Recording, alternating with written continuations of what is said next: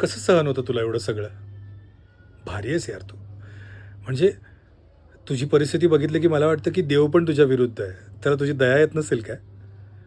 आणि ज्या पण सिच्युएशनमधनं तू जातोयस, तर प्रत्येक गोष्टीत कोणी ना कोणीतरी आडवं येतंय. जवळचं म्हणावं या लायकीचं पण कोणी नाही आहे. समजून घेणारं कोणी नाही, समजून सांगणारं कोणी नाही.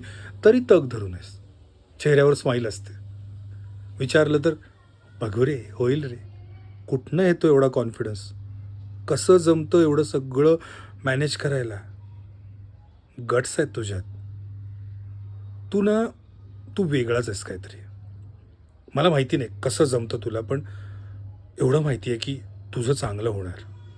कारण एवढे गट्स, एवढं सहन करायची शक्ती भारी माणसाशिवाय कोणाच्यात असूच शकत नाही.